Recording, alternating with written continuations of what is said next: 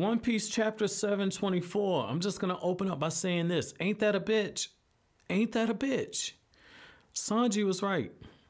This dude, Law. He did the one thing you're not supposed to do, right? You know, in life, you gotta, I'm sorry to put this. In life, you have to be willing to put your own personal feelings aside. You gotta take emotions out. You gotta make the calculated decision. And this dude, Law, is just, he's completely guided by a personal vendetta. And when it gets to stuff like this, I'm gonna tell you something right now. Like, if you just look at it from a literature standpoint, I'm gonna tell you what's getting ready to happen. Law's getting ready to get his ass handed to him.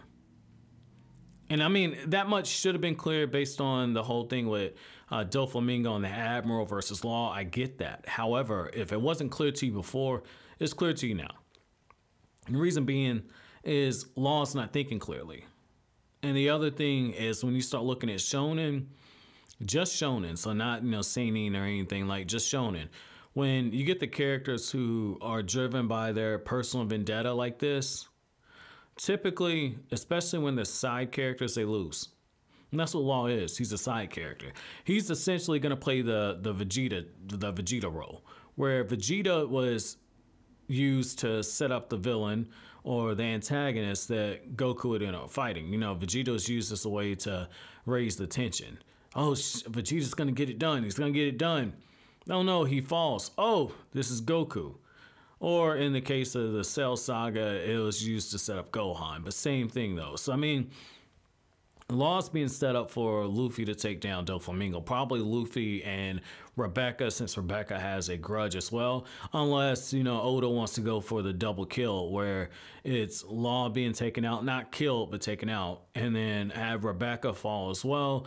And since Luffy has a bond with both of them, then you could see that type of scenario kind of playing out. Now, with that being said, though, we definitely have to talk about the fact that Sanji was able to peep all this. You know, Sanji, I can understand him being pissed off because, I mean, my dude essentially risked everything to help carry out this plan.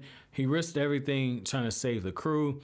And Law is on equal footing with Luffy. You know, he's a crew leader in his own right, you know, and Law put everybody in danger. So I can get Sanji kind of calling him out on that, saying, like, I thought we were supposed to be taking out Kaido. You know, you seem too vested in Doflamingo.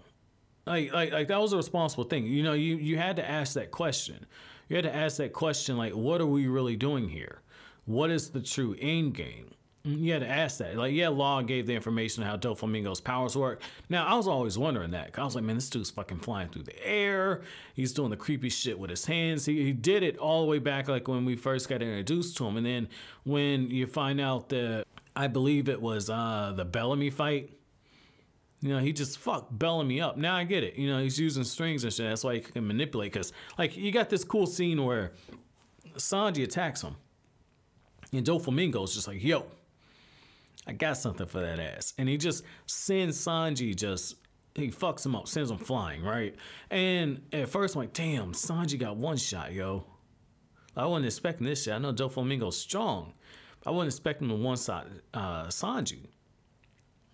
Well, it goes to another level at that point. Sanji comes flying all the way back and, you know, he's about to counterattack and then he's just suspended in there if he can finish his counterattack.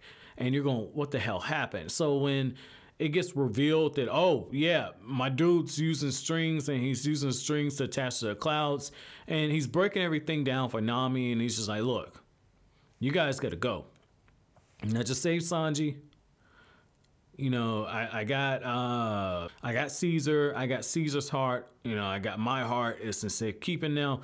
You guys got to go. And what's really cool about that is, you know, Nami, you know, at first she's just like, yeah, you know, we're the Straw Hat crew. You know, we don't leave without our captain. And then once shit gets too real, she's like, yeah, fuck that. We're part of the Twirly Hat crew. Yo, man. Yo, I fuck with Nami heavy, man. But damn, that's some fucked up shit. That's some fucked up shit, man. Like, that would kind of be like if... I'd be like, okay, this would be a really good one, right?